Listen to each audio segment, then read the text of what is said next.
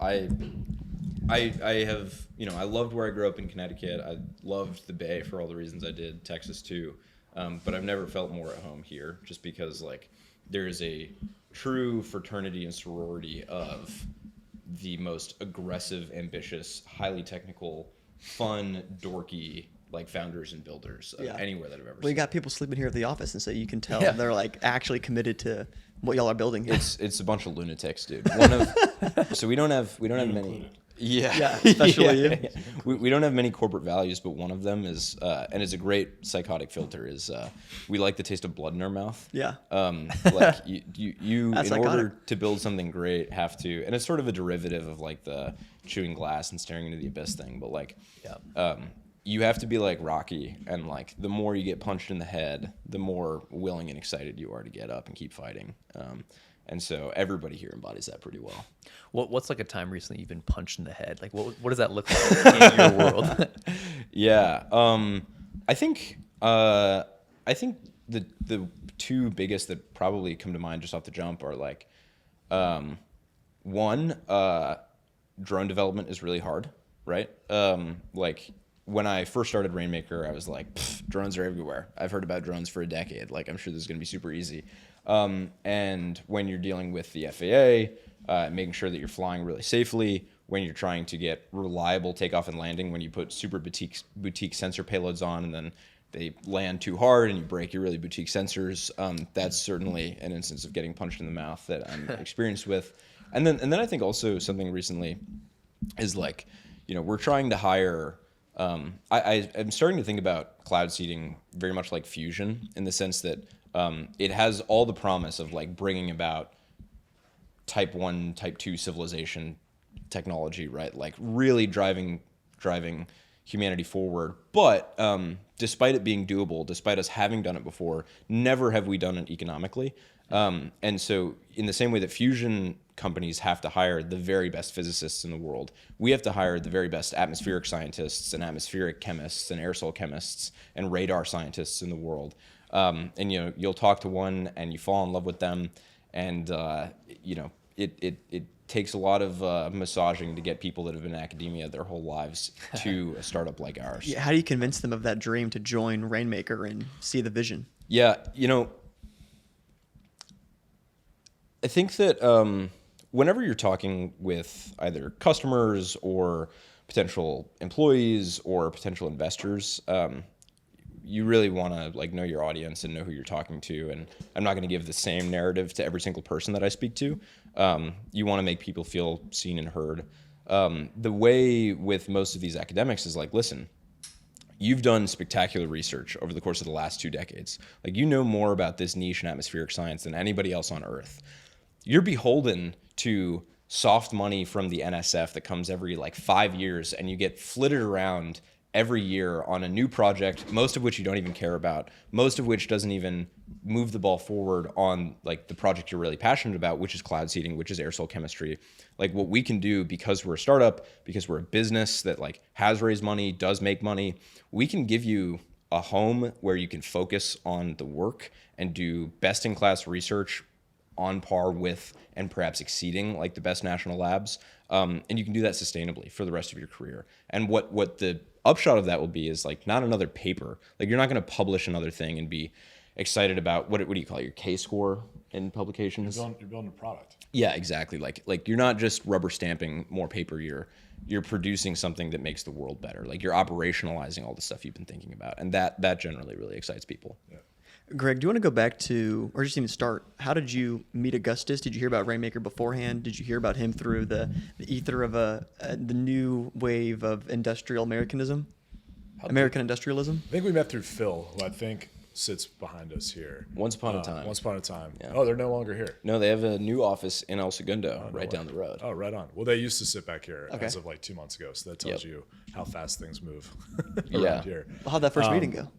It was interesting for sure. I mean, I think so. Phil, we invested in Phil almost a year and a half ago, I guess, at this point, with Dirac. And Dirac was building something in the pure software space. My passion is kind of what the new industrial sector is. So the blend between hardware, software, kind of geostrategic priority, capital efficiency and basically I had pitched that to Phil, and he, in addition to us investing in Dirac, he said there's a whole subset of founders that you have to meet. I think the first time we met was on a call. We were at a team offsite, and I was like, hey, this is a company that's building in a space that we haven't actually looked at before. And so we jammed pretty hard on just kind of my view on where like most of this sector was going. And I'm always looking for people like Augustus, regardless of where they are. And I think that was probably, I don't know how many calls you had taken at that point. Not that many. No. When I first talked to Greg, and I was really excited I was really excited talking to him because, at the very beginning of Rainmaker, like it was just me running around talking about controlling the weather with like nobody on the team, nothing to show with for your it tinfoil yet. hat. Yeah, exactly. I think what Greg saw, to speak on new industrials, is like water infrastructure in America is, in the best cases, 50 years old, in the worst cases, hundreds of years old. Like desalination projects, sure, we build them now and then. But like the California Central Water Project, right? That's 100 years old at this point. Like what we built to irrigate all of the valley and turn it into the biggest agricultural hub on the planet, that's archaic. And what Rainmaker is becoming is the largest water producer in the American West. We're going to become a water utility, water industrial, to service all the agricultural, ecological, and urban needs for water.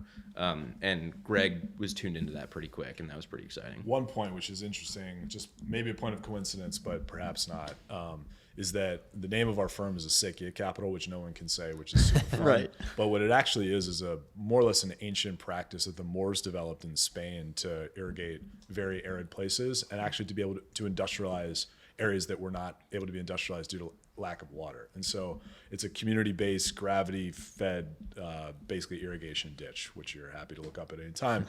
So when Augustus was talking about the West, it was like, wow, as a firm, we're already kind of down the rabbit hole and thinking about a lot of this stuff. But then also what Augustus pitched initially, which I loved, was that when you have a commodity like water, if you don't have access to the nation state level, you're not really building the same size and scale of what we would expect in venture. And it's very hard to find companies that are either accessing a commodity or thinking about kind of what is important at the nation state level. And something like water, which again is very easy to talk about from a climate mitigation perspective, or the way that we're actually going to run societies going forward, but it's at the center of basically everything that we need. And so name another company that you're able to access through venture to be able to do that. Now the journey going forward in terms of building Rainmaker into something that is going to be important at the nation state level is another topic, which I'm sure we can get into today. But ultimately that kind of genesis of where Augustus was thinking for us was like, okay, yeah, nice coincidence in just his view of it, like the actual industrialization of how this has happened in previous times. But even today, having a commodity that is the bedrock of what you're actually trying to build upon was really, really interesting. So you guys are jamming. Augustus gives you this great pitch. What was, Greg, your pitch to Rainmaker of why we should, be your investor? I mean, I think I actually passed at first. No way. And told Augustus that I thought that what he was building needed some, the things that I told him I thought he needed to do. I'm not going to go as far to say that I had any grand plan about that. It was more like I liked him a lot as a human being, first and foremost. Yeah. Secondly, it was like, okay, the elements around this all make sense. But obviously, I think at the time it was you and maybe one other I think it was Harry. Yeah, I think it was Harry. Yeah. And so what was amazing was like I felt from the first instance that we met that I had already invested, but I felt like I was more investing in him as a human being, as a person, wanting to build that relationship. And everybody says that's like kind of a trite thing for like, oh yeah, I'm like building the relationship as a VC and like see the next round. But the seriousness with which he was approaching what he wanted to do, again, like thinking at the core level of like, if we're running out of water, societal collapse is like, you don't have to go too far to figure that out, right? Like I think it was 2000, I forget what year that South Africa went through that period of like we're legitimately out of water. And that's continuing to happen again. And Augustus has spent a lot of time in the Middle East in the last year. So again, I was trying to get to a sense of him, like, where are you doing this for fun? Is this because your mission alignment is around the things you're actually saying? And so although we didn't invest initially, my thought was like, if this guy is for real, he's somebody that I'm going to be in partnership with and building with. And to me, that was absolutely critical because that's the way I live and the way I invest. And so I initially passed, but it was more like, let's just build henceforth. Hey, y'all. Do you enjoy listening to podcasts? Since you're listening to one right now, I'm going to assume you do. And if you enjoy podcasts, you need to download the Overlap app. We all love long-form podcast conversations, but who has the time to always stay up to date with 3-hour-long interviews? Overlap solves that problem for you by providing only the best podcast moments. The app's AI assistant curates playlists of personalized podcast clips that are tailored to your interests and favorite creators, like us. Just prompt it with any topic and instantly get a playlist of the best short-form moments. So jump over to the App Store now, like right now, and download Overlap. You can also find a link to download below in our description. It's free and we highly recommend it. The app actually does recommend great content, and I learn something new every day from my playlists. Thanks so much to Overlap for sponsoring this episode.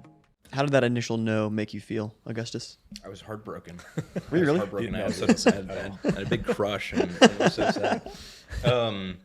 Well, I think at that point, like, one piece of counsel that I have increasingly given to early stage founders is, like, you actually have no idea what you're talking about. Like, you have no plan. You have not thought about this on the second, third, fourth, nth order effects. Like, you don't really know who you need to hire. You don't really know what the product roadmap looks like. Get your shit together. Because at the time, like, I think that I had conveyed the mission, and the mission at Rainmaker is core, and everybody understands it really deeply. Like, there's three consequential things. One of them is very practically, like, I like to live in Los Angeles and we need water to live here, right? And so, like, I want to keep living here. The second is, to Greg's point, nations live and die by water access, right? Water wars have gone on for all of human history. Forever. Yeah. If you don't have that, then you can't grow food, right? That's a huge problem. And fine, like, in the American West, we have the Great Plains. We'll still have food. But if we don't have water in California, then every single country that's reliant on our exports, like China on our soybeans even, right? Like, people will starve. There will be famines en masse if there is not enough water. And Rainmaker has to produce that just so that people can drink and eat. And then in Jordan too, right? The average American uses about 400 cubic meters of water every year. That's for showering, for washing clothes, whatever. The average Jordanian uses about 60. And that's not because they don't want to use more. It's because if you're in one of the major cities, they only turn on water to your house for 18 hours per week. Right. Wow. So people don't have water there. They're on the verge of collapse. The population's growing rapidly, and they don't know what to do about it, other than cloud seeding. And then the third important piece of the vision, right, is, like, I am Christian. Not everybody at Rainmaker is, but in Genesis 1:28, God gives man dominion over the earth, the seas, and the skies, right? And, like, the earth, okay, we built all this stuff. Like, we more or less control it. We can get around it. But there are droughts, there are hurricanes, there's inclement weather, there's hail all the time, and it's not beneficial for either the environment that we live in and all of creation or humanity. And so stewarding the weather and controlling that for the sake of symbiotic flourishing of mankind and creation is imperative. And so like, by the time Greg and I had talked, I had fleshed that out.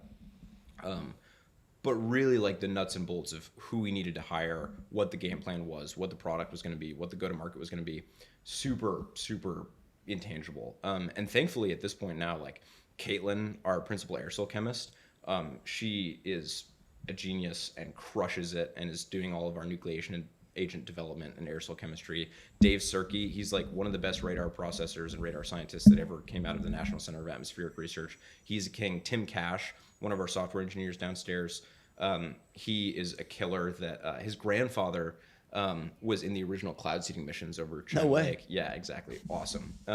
And spectacular geospatial software engineer. And then, like, Jackson Schultz, one of our engineers, he built hurricane penetrating UAVs for, like, meteorological observations for NOAA.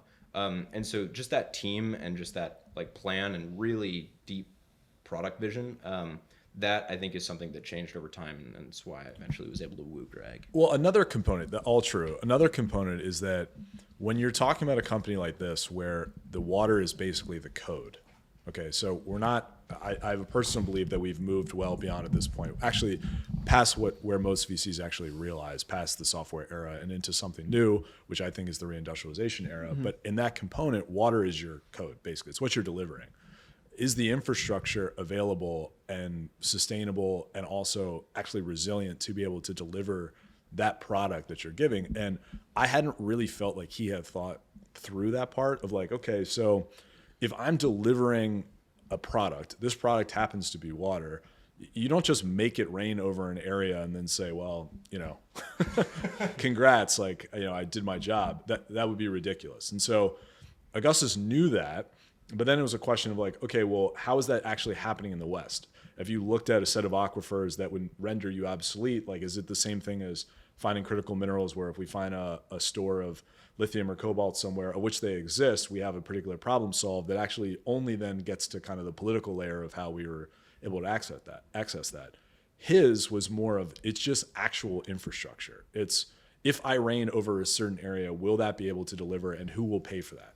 If I make it rain over an area, what is the actual thing that I'm producing? Is it filling an aquifer? Is it re-greening an area? Is it rewilding an area? And then, am I basing that on carbon credit? Am I basing that on flow per second? Like, where is that all netting out? And again, not that a company at that stage needs to have that part figured out, but I felt as if he was on the path to wanting to work with people to solve that, because the infrastructure side of it is, I think, going to be where these companies will either become generation defining businesses, or again, will be like, yeah, I thought we were gonna have a nice feature to that, but I hadn't thought out that piece. And as Augustus said, it's not that you always want a founder to like immediately have that part, but I at least want to feel as if he's waking up in the middle of the night, like I'm trying to be on the investor side, being like, if I could only figure out this part of the stack, I'd be able to unlock so much more. As long as I can feel that he's moving in that direction, I'm going to darken his door as much as I can. Yeah, exactly.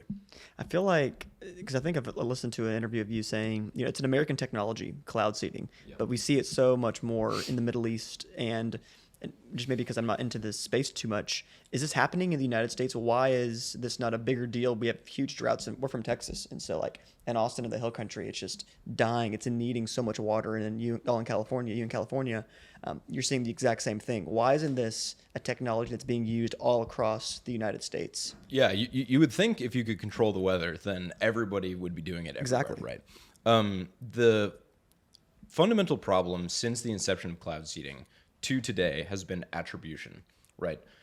What I mean by that is, if we fly a drone into a cloud and sprinkle some minerals or magic beans and then it rains or snows, can we attribute the precipitation that comes after to our intervention? Can you definitively say that is man-made precipitation and we can prove it, and here's what the value prop is, here's how much water you got? The answer was no, historically, right? Because if you make it rain, and you have like a series of rain gauges on the ground, one, a little rain gauge can't differentiate between man-made rain and naturally occurring rain. That was the first thing. And then secondly, like if you have one valley over here that you're cloud seeding in and one valley over there that you're not, the conditions are so different, the clouds are so different across time. Like you don't really have target and control studies. You would need hundreds of thousands or millions of operations to get any statistically significant data out of that. What changed in 2017 through 2021 is research from the National Center of Atmospheric Research, where Dave, our radar scientist, used to work, was they realized if you deploy high-resolution radar over the areas where you're seeding, you should be able to see an increase in reflectivity and other radar features in the path of your vehicle in the cloud. And so you can see, when you're strafing back and forth, precipitation lines downwind of where you're seeding. And that was the critical unlock. Like nothing, cloud seeding de facto could not and should not exist until that piece of the technical puzzle was solved for. So proving that out, proving that you can produce the water and show people that you're producing the water, that was most important. Then the second thing is cost, right? Like you need to reduce the cost curve meaningfully. If you have a plane that's operating or capable of operating 24/7, 365, the maintenance is really high. The pilots that you get, like, how do you convince someone that could go get a cushy job at American Airlines to be an absolute cowboy flying through, severe weather in the mountains of Colorado? Tough, right? Then you're using tons of these nucleation agents, like silver iodide is what's conventionally used. It's pretty expensive. You're like you're making it rain with jewelry. Basically, you're spraying silver into a cloud. That you need to drive down as well to make the unit economics on the water production work. And so what Rainmaker is doing first and foremost is taking the radar and LiDAR necessary to figure out which clouds to seed and then measure how much precipitation comes from our operations after the fact.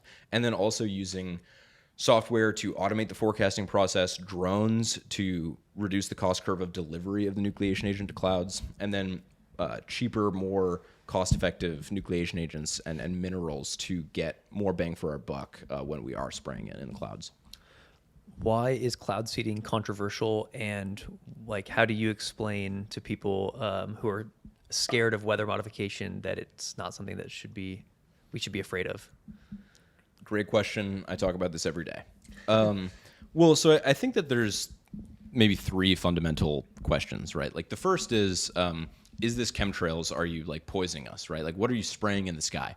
Yeah. People are wary of pollution, and they absolutely should be, and they should absolutely scrutinize cloud seeding operations to make sure that they're safe, that there's no ecological damage being done by them, that there's no adverse effects to agriculture or people. And so are we chemtrails, and is this stuff poisonous? That's the first question. No, we're not chemtrails. If you see streaks of clouds in the sky, not us. We only operate where there's already big puffy clouds full of water. That's the first thing to say. So cloud seeding and chemtrails, altogether different. Then the second thing is like, is silver iodide safe? Is the material that you're actually spraying safe? And silver iodide, its LD50 its lethal dose is 10 times higher than aspirin. So it's meaningfully less toxic than aspirin. The quantities you use are like a kilogram over hundreds of thousands of acres. So you're talking about over decades of operation, parts per trillion of this compound accumulating in the watersheds, almost undetectable to all but like the most sensitive instruments. So yes, it's safe. And then even still, Rainmaker is developing more ecologically friendly compounds to get ahead of the curve and be as safe as possible. So that's the first. The second question is like, are you taking water from other people? If you make it rain here, is it going to rain less there? And the answer is like, no, we're not. It's net positive water production. What I mean by that is only about 9% of the water that traverses the United States in the atmosphere. So between water vapor, liquid in clouds, and ice in clouds, precipitates over the United States. That means there's tons of liquid water up in the sky that we can tap into that is not naturally going to precipitate. It either sublimates away or precipitates over the oceans. We're tapping into clouds that can produce more water. And you have to select for that very particularly to make sure, like, okay, the droplet size in these clouds is sufficiently small that they're not naturally going to precipitate. We can push that over the edge via cloud seeding to make that rain in a productive capacity. Then the third big question. So the first is like, are the chemicals safe? Is it chemtrails? The second one is, are you taking water from other people? The third is like, well, that's God's domain. We as humans shouldn't be touching the weather. And my answer to that is twofold. One, we're already changing creation all the time. Like, you're fine with irrigation. You're fine with reservoirs. Like, we have dams that are productive. We have desalination plants to take water from the ocean, pump that inland. And that's all good, and we're totally bought into that. Well, there's water, there's rivers in the sky that we should tap into just the same. And sure, fine, this sky is like heavenly. I get how that maps to people in a certain way. But we should absolutely be tapping into that because we're already modifying the creation in all these other ways. Then secondly, like, we're modifying the weather unintentionally all the time too. We have emissions from all of our refineries, from all of our cars. We kick up dust at industrial facilities, and that changes cloud formation. Like downwind of coal power plants, you consistently see, because of all the steam and the coal ash they're emitting, precipitation downwind of those. So what we should be thinking about is like, okay, we're bumbling our way through this right now. We're modifying the weather unintentionally, perhaps adversely. Like, we should do that deliberately to maximize human and ecological flourishing. And then the last one is like, if you are religious, I think that like it's humans' responsibility to steward the creation that we've been blessed to have. And so if we can mitigate droughts, if we can mitigate severe weather, we absolutely have to. Like, I think it's our God-given responsibility too.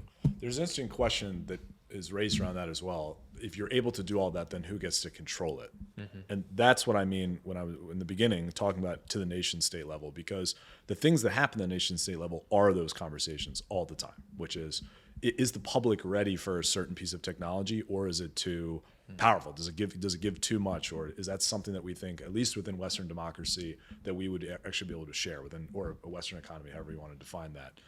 I think these are still open questions that, again, are rightly debated amongst most people, because that happens in other forms of science all the time.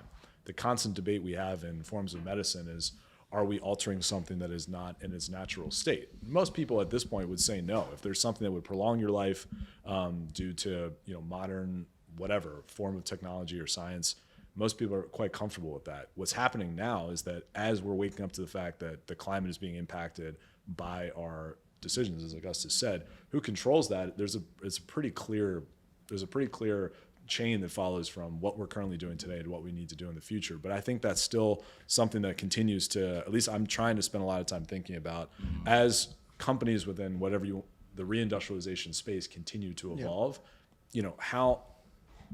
who gets to control that is still open. And I think what the previous cycle, which is now starting to play out, those are real open questions about the people that control most of that today. Starlink being a great example that I think most people are. Am I really comfortable if someone controls multiple forms of the stack that control all parts of my everyday life? We haven't seen that yet in weather, as Augustus is saying, but that's certainly coming. Well, and if I can add to that too, like it's not a question of whether humanity at large will be able to modify the weather and whether cloud seeding will exist. It's a question of who. And what I mean by that is like the pace car for Rainmaker is the CCP. China's cloud seeding program is the most sophisticated, is the largest, is the most operationally complex of any in the world. They have about a $500 million budget annually for weather modification research and operations. They have 40,000 people employed in the Beijing Weather Modification Office. The area over which they're cloud seeding currently is larger than all of India, and they have an explicit state-mandated open plan to export this technology across the entire planet by 2035. Yeah. So the question is not like, oh, should somebody control the weather? It really boils down to like, will Rainmaker control the weather, and will Western democracy and will DC and like American citizens have a say over how we deploy this tech, or will it come from Beijing? And it's actually as simple as that. Like when we go out to bid and talk to people in Southeast Asia, increasingly even people in Europe, like it's Rainmaker, it's a suite of scientists that have been studying this across Western nations, and then also the Beijing Weather Modification Office. Do you feel and pop up to that, right? Like the relationship between technology and the West that's happening right now. That debate is as current as it possibly can be. I mean, we're having that discussion, the late stages of what FANG means for our everyday life. Well, the next companies that are coming like Rainmaker, those questions are ones that we absolutely have to get right within the West. If we don't, again, because Rainmaker and water is tied to the infrastructure that allows our everyday life to continue. If we don't get that right, from a societal perspective, I think that's way more impactful than really what the previous cycle gave us. Do you feel that pressure, Rainmaker versus the CCP versus China versus everyone else in the world? It's like the weight of the world's on your shoulders. I think that because Christ bore the cross before us and like compels us to, it is all of our responsibility to take on as much responsibility as possible and to try to build the kingdom of heaven on earth, very, very cautiously and humbly, but faithfully and aggressively. And so I'm privileged to have and I'm grateful for the opportunity to help build out American capacity and Western capacity. Because I would prefer that we control how much water we have rather than some faraway What's that land. quote you were going to say? You say about pressure and privilege? Oh, I've just been saying this a couple of times during the meetings we've had. Just that Kirby Smart, Georgia Bulldogs head coach, football. He says to his guys, "Pressure's a privilege," and I think it's just cool. Like it gets me fired up. Like if you're in that moment where you're about to do something really hard and you get those butterflies, like that's a privilege. Most people don't get to have those butterflies in those moments. So I think having that mind shift of, I'm not nervous right now. Instead, I'm excited that like I'm in this position and people would die to be in this position. But yeah, I was going to ask like, what is the fear of China? What are they able to do with weather modification in 10 years, the technology advancing? If they did have control over the world's weather modification, like what is the fear there? What can they do that we should be afraid of? Yeah. I think it should be talked about with tact. I'll start by talking about what India and like India's defense ministry or equivalent of the DoD talks about, right? Most of northern India, all of eastern India, its fresh water supplies come from the Himalayas, from Tibet. If China, as they are now, is damming the rivers that flow into all those regions of India, then they have control over India's water supply. If they have control over the weather that flows into and around India, they too control India's water supply, right? In East Africa, Ethiopia built a dam on the Nile River, right? They now have control over Sudan and Egypt's water supply. In the same way that cloud seeding can impact, in the same way that dams can impact water supply, so too can weather modification. And then you can extrapolate beyond that into how severe weather changes strategic circumstances as well. And without getting into all the details of that, right? Like if somewhere in Eastern Europe is really muddy, then it's less traversable than if it's really dry. And people throughout governments, throughout defense departments are thinking about that too. Wow. Greg, you're focused on the reindustrialization of America. When the founder pitches you their startup to focus in the space as well, what do you want to hear to maybe find the next Augustus? I think I touched on it before, but it's Mullet. yes. The mullet, yeah, that whole vibe. Yeah, he's got the only one that is like fully fleshed out at this point, I guess.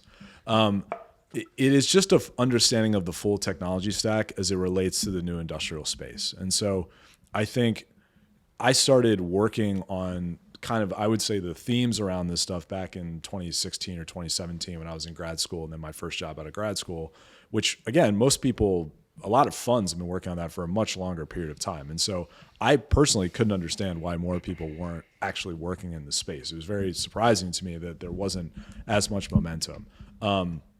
I worked in Europe, and it was very clear that was already happening. Far more in the climate space, much more if you look at the Northvolts and Vargas Holdings, which I think is an incredible group, and then some of the stuff that we did at EQT,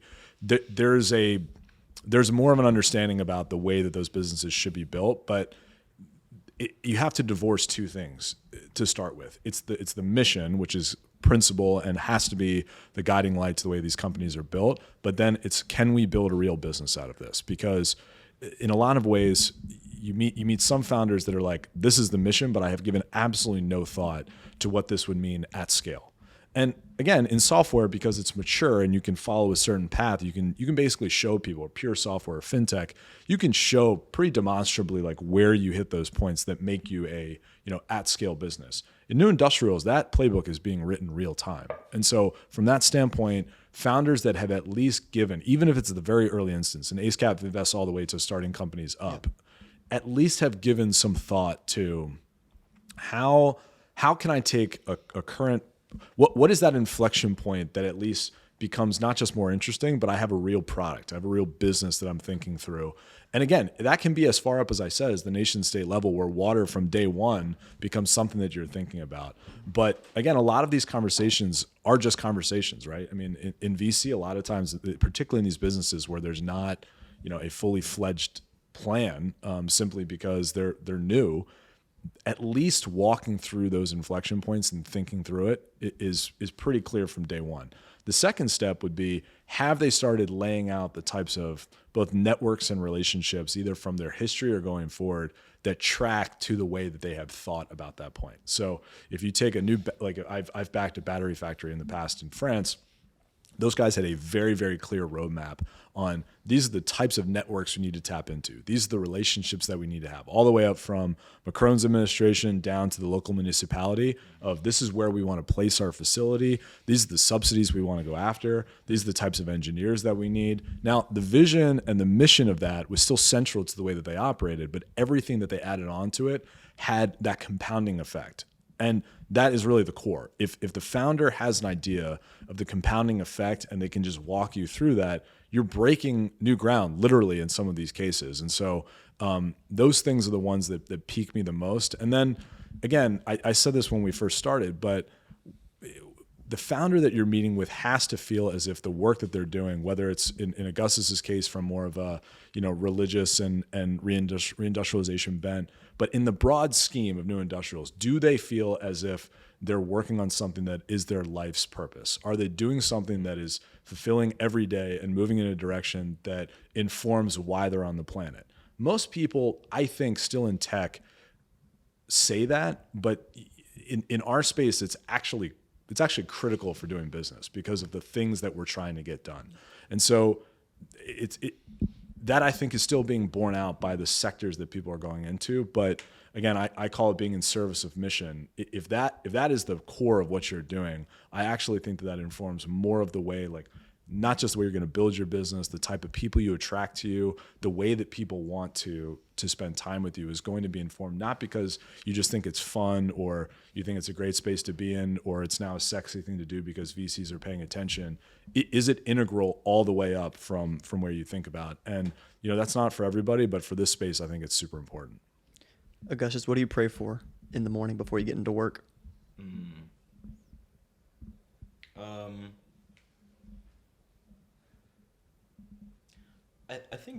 I think more than anything that like God's will be fulfilled through my life and through my work rather than my own. I think that when you're in tech, when you have like grand aspirations, if you're an ambitious person, right, like it's very easy to care about your vision and like what you want the world to look like. And I think that God can work through people, and you absolutely can, and like it's very biblical to say that God works through people to help build the kingdom, but it's very easy as well to become a Machiavel and try to seek out your own will over God's. And like if it came down to it, if I had to choose between, I don't know, sorry to my cap table, if I had to choose between like living under a bridge for the sake of God's will, if that's what it was, or building Rainmaker and serving myself and ultimately like Luciferian ends, I would prefer to live under a bridge. And so being attuned to God's will, that's really important. And then another mentor of mine, Andrew Krapischetz, he's this guy up in Idaho who used to be a Silicon Valley dude. He said that like if you're running a business, you should think about blessing your customer, blessing your shareholders, and blessing your employees. And so every day, like I think about with respect to comms increasingly, with respect to stewarding the capital, being like a leader and a manager, being present to the day-to-day needs of all of my employees, like trying to bless people to the maximal extent that I'm capable of. That's something that I think about a lot. I pray for my family. I want them to know God and be intimate with Him. I pray that I think something that's happened over time at Rainmaker that maybe is natural, but is something that I angst about time to time is that like the all-consuming mission that starting a company is, if you care about it a lot, it can detract from the sort of like light day-to-day evangelization that I think is really important. I pray that I have opportunities to introduce God into people's lives. I pray about the world that my kids will get to. I don't have kids, but I'm super excited to. I think about like tossing up a little baby all the time and catching them and listening to them giggle. I pray that we'll be able to build a world that is at least around for them, and perhaps better for them. Those are the things that I think my daily prayers consist of most. You talked about stewarding the funding well. So where does most of the VC funding that you guys have received go in your company right now? Yeah. I mean, the two biggest things are headcount, so like really cracked scientists and cracked engineers, and then extremely boutique, fancy meteorological and aerosol science equipment. And I'll show you guys the lab downstairs. Oh yeah, we want to check it out. Yeah. And boy, oh boy, does like nanometer sensitivity aerosol chemistry equipment cost a pretty penny. So that's where most of it goes right now. But that's all core R&D, and then the scientists that are working on that and working on the radars that we're deploying to the field. That's all core to our business. Probably after that, the next biggest thing is the Purple Orchid. Probably spend more at the bar there than anything else. I like the name of that bar. It's a magnificent little dive. I'll be here for one more night, man. There's we'll take you at some point. There's a song from the musical Hamilton that a lot of founders think about. Have you seen Hamilton? I have. Yeah, there's a lot of founders think about Hamilton a lot. Like it's sort of one of those like I'm literally him thing. And he just like me for real. He just like me for real. There's a song called "The Story of Tonight," which is where all of the American revolutionaries were meeting at what's the name of the bar that they met at? The pub in Boston. I forget. The Green Dragon. Green Dragon. The Green Dragon, yeah. Like the Purple Orchid for this industrial technological renaissance in El Segundo. That is our Green Dragon. No way. Dude, we got to go there then. Gundo hype to the max. Yeah. It's like a if you know type place. Exactly. Yeah. I have a bonus question. I don't know if we'll make it into the podcast, but I just have to ask. So, two things about Augustus that I feel like make up who you are. You're a Christian and you love the rain, and that just makes me think of Noah's flood immediately.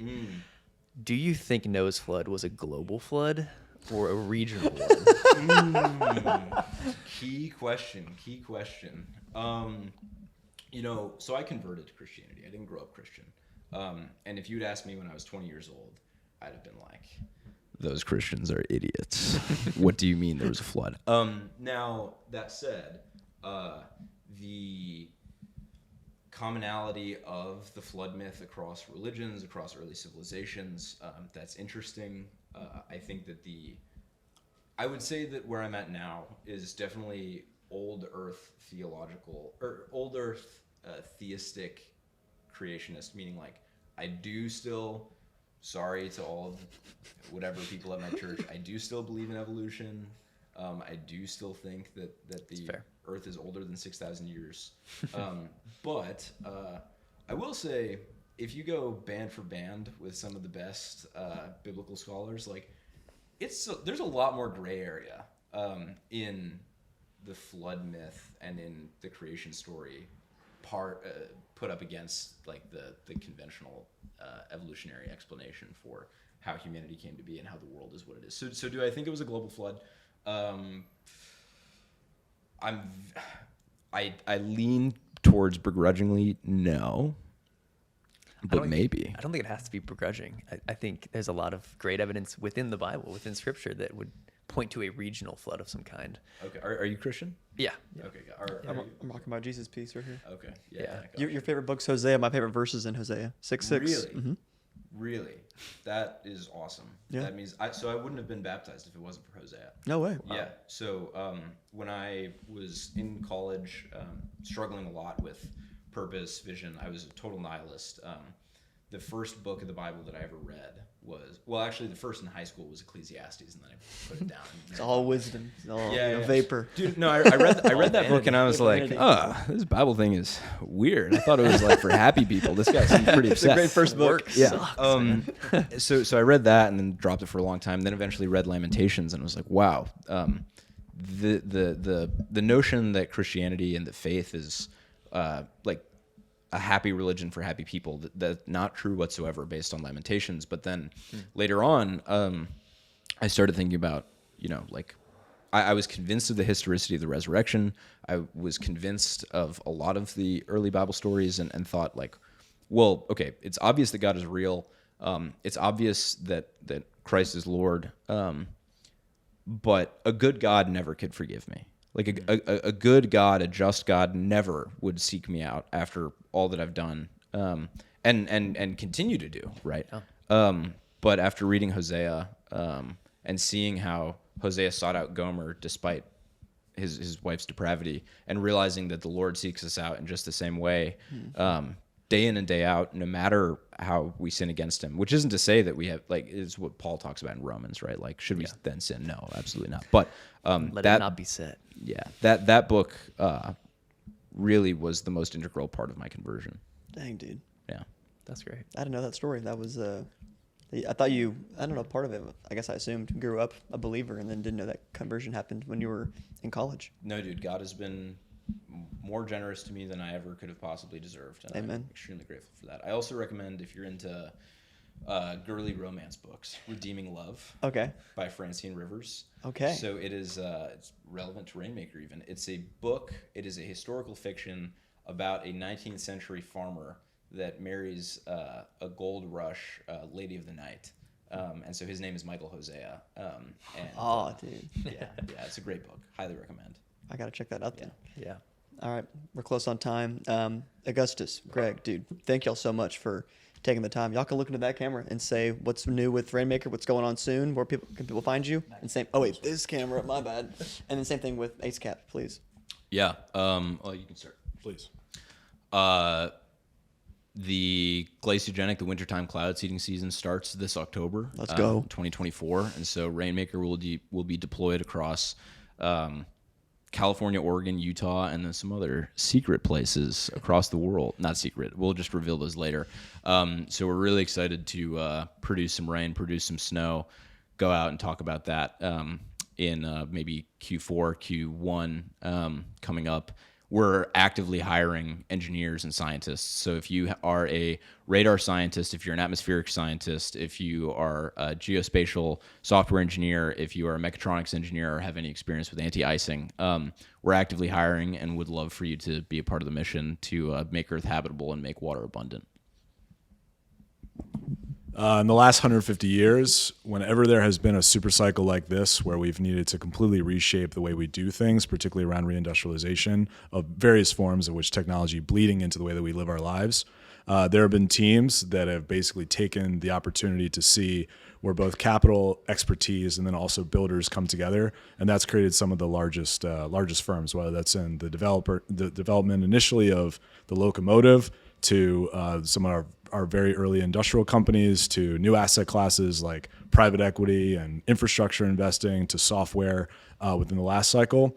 And at AceCap, we've been tracking that and been spending a lot of time with it. And within the next period of time, we're going to be launching something I'm really excited about, which is how do we capture a new asset class that's emerging for this space in reindustrialization as $250+ trillion flow into how we reindustrialize Western economies. And I'm really looking forward to launching that later this year. Awesome. That'll get me fired up. Appreciate y'all. Thank you again. Thanks, guys.